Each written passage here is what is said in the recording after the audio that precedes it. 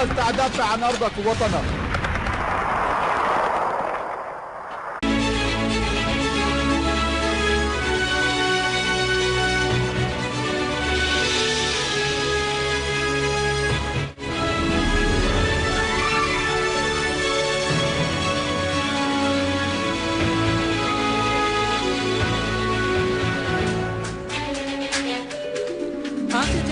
Control of Al-Khalidiyya neighborhood, our armed forces restore security and stability to the mills area between Homs, ancient garage and Al-Rai canal.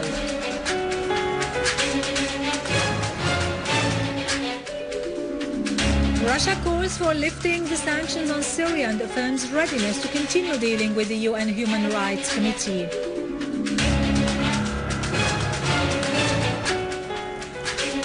Iraq faces a war waged by sectarian terrorist forces with a view of igniting a civil war among the Iraqi people's components.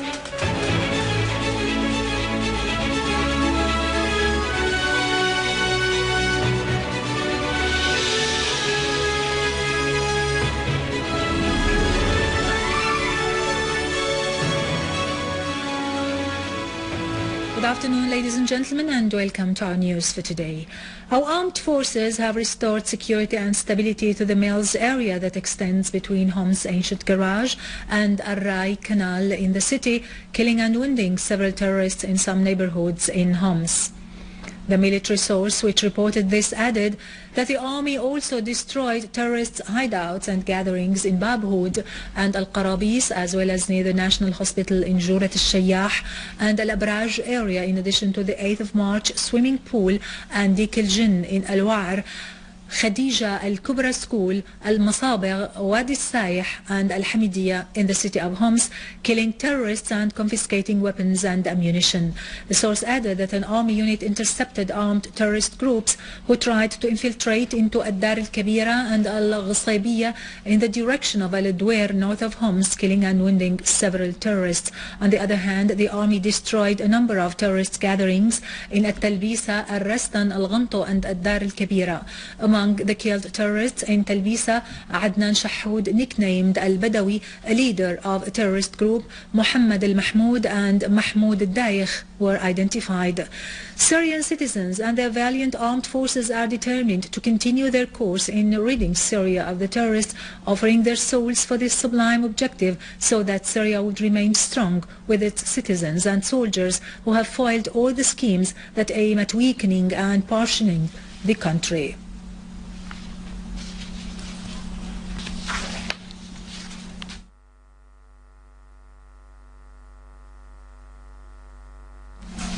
Our armed forces continue to perform their national task in clearing Homs of terrorists and have pursued their operations in the neighborhoods adjacent to Al-Khalidiyya after declaring its full control on the latter.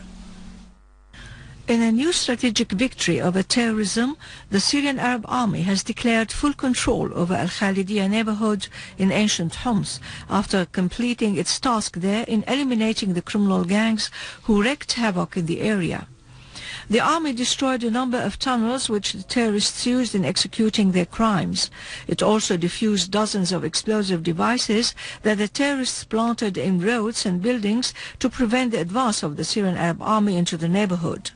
This step will have a big impact on the process of eliminating the remaining terrorist gangs in other areas in ancient Homs. The army also continues its task in eliminating takfiri gangs in Babhoud, Al-Qarabis and Jurat al-Shayyah.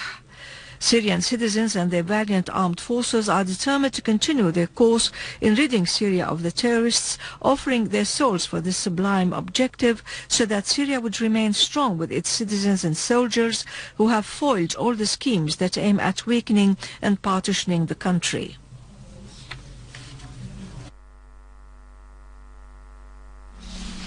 The valiant Syrian army soldiers have liberated Khalid ibn al-Walid Mosque in Homs, which the terrorists had used as an operation room for their crimes. In this mosque lies the noble Sahabi Khalid ibn al-Walid, the great Muslim leader who was buried here, the last area in which he fought the Romans in Homs during Al-Khulafa Rashidin rule. Another brave leader, Al-Zahir Bibers, later built a mosque on the tomb of the late Muslim leader Khalid ibn al-Walid, nicknamed Saifullah al-Maslul, who was buried in Homs in this neighborhood called Al-Khalidiyya after him. The monument remained safe until the takfiris came with a fatwa that the tombs of the Sahaba are but a pagan heritage that should be destroyed, turning the mosque into the relics we are seeing now. They had also ruined the tombs of Prophet Muhammad's Sahabas, Ammar ibn Yasir and Hajar ibn Adi al-Kindi. The state has given its directives to reconstruct the mosque after liberating it. In Homs, a number of citizens were killed and others wounded when a missile shell launched by terrorists fell near Al-Husami Mosque in Ad-Dablan neighborhood, targeting worshippers as they came out of At-Tarawih prayers, causing huge material damage to neighboring houses. In Homs countryside, the Syrian army has foiled an infiltration attempt by an armed terrorist group from the Lebanese Arsal area through Khirbet al-Hamam in the southern countryside of Al-Qusayr, killing many terrorists, injuring others and arresting the two terrorists Barqawi and Jalem. In Idlib, the Syrian Arab army destroyed the hideouts of the terrorist group of Jabhat al-Nusra, as well as a facility to make missiles in Ma'arrat al-Nu'man, killing many terrorists and inflicting serious casualties among them in the towns of Kanf Safra, Marayan, Kafr Shahlaya, Blashton and Al-Maghara. In Aleppo, Syrian Arab army destroyed terrorists' weapons and ammunition loaded in vehicles at the crossroad of Atarib, Daret Azza, Urum al-Sughra, southwest of the governorate's countryside. The weapons were meant to reach Khan al-Asal to support the armed terrorist groups there. The Syrian Arab army also eliminated terrorist gatherings in the two areas of Al-Atarib and the residential complex of journalists. Many terrorists were also killed while they were blocking the roads and committing acts of looting and kidnapping on the road of Al-Raqqa, Al-Bab, Aleppo, and in the areas of Ain Niqne, Tal Rifat, Der Hafer, and in Al-Mansura village. Army units also fought terrorists that have been trying to sneak into Dahret Abd Rabbo in Al-Layramoun, killing many of them. The Syrian Arab army also repelled attempts by terrorists to attack the central prison of Aleppo, eliminating their gatherings at the glass factory, Hlanin, and the nearby area, destroying the terrorist hideouts in the villages of Al-Alqamiyya and Minnek. The Syrian Arab army also foiled a terrorist attempt to infiltrate in the secure areas in the neighborhoods of Al-Rashidin, Salah ad-Din, killing many terrorists and injuring others. In Aleppo suburbs, our armed forces continued to pursue terrorists in the villages surrounding Tallet Khanasar, restoring security and stability to them after eliminating the armed men there. The villages included Abdo Musa, Hijara Kabira, Jib Awat, Al-Qurbatiyya and Al-Rashadiyya. Several terrorists were killed, their equipment was destroyed and their weapons confiscated. Other terrorists who took refuge in Ajjan Al-Hadid farm on Aleppo Idlib Road were also killed.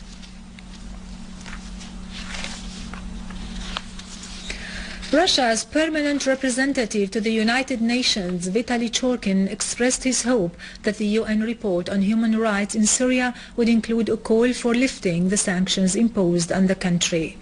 During a session of the UN General Assembly, Churkin said that Russia is not convinced of not including a wording of this kind in the UN draft resolution, as the sanction issue is related to the policy of the UN member states.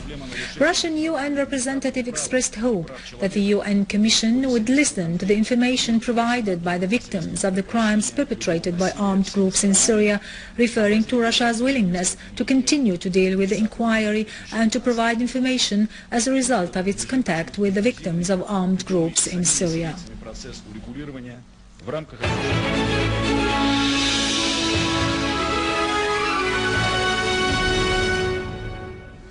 Welcome back. Iraqi Minister of Interior said that Iraq is facing a war waged by sectarian terrorist parties with the aim of reproducing a civil war between the components of the Iraqi people. In a statement, the ministry said that al-Qaeda groups carried out a wave of terrorist attacks by car bombs and explosive devices yesterday that targeted civilian gatherings in a number of districts in Baghdad and the other governorates that resulted in the killing and injury of dozens of people.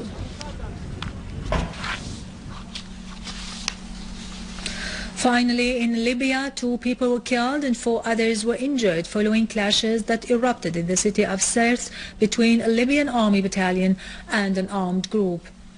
Meanwhile, a Libyan army officer, Ahmed al-Siddiq al-Zawi, was killed in Benghazi in a blast caused by an explosive device planted in his car, while an army colonel survived an assassination attempt through a similar explosion. A Libyan security official was also targeted in a blast with an explosive device planted in his car, causing him serious injuries.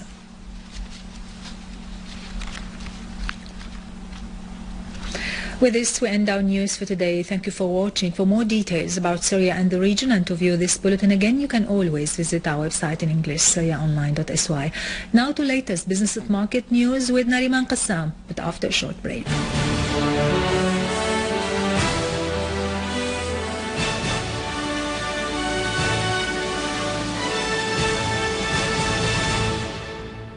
Ladies and gentlemen, good afternoon. Sources in the Central Bank of Syria said the bank will continue interfering in the foreign exchange market by holding a sales session. Starting tomorrow, the bank will sell new foreign currencies. The bank's interference has helped reduce the exchange rate in the black market recently to reach 195 Syrian pounds against the US dollar.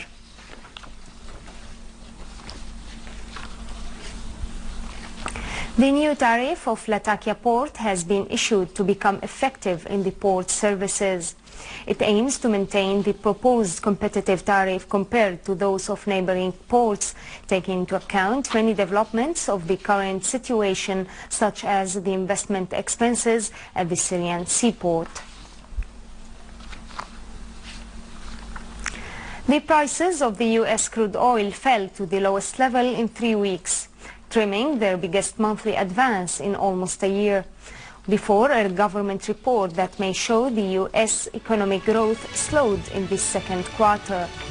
The futures dropped as much as 1%, while Brent for September settlement slid 53 cents to reach $107 a barrel.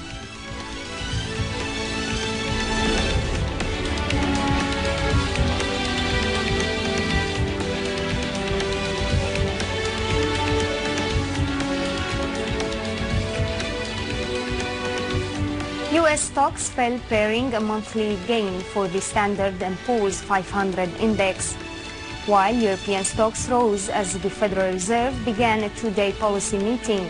Japanese stocks also rose, with the Topix index posting its biggest advance in 3 weeks.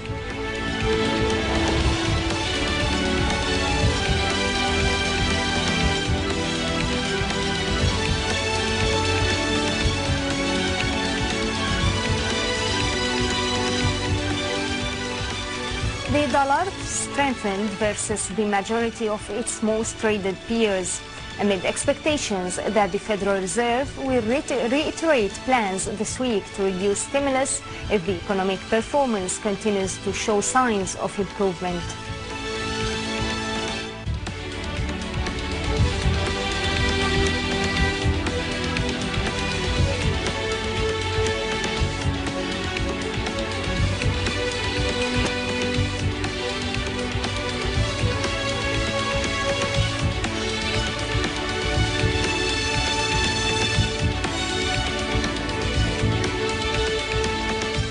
Ladies and gentlemen, this was our economic news for today. Thank you for watching. Good night.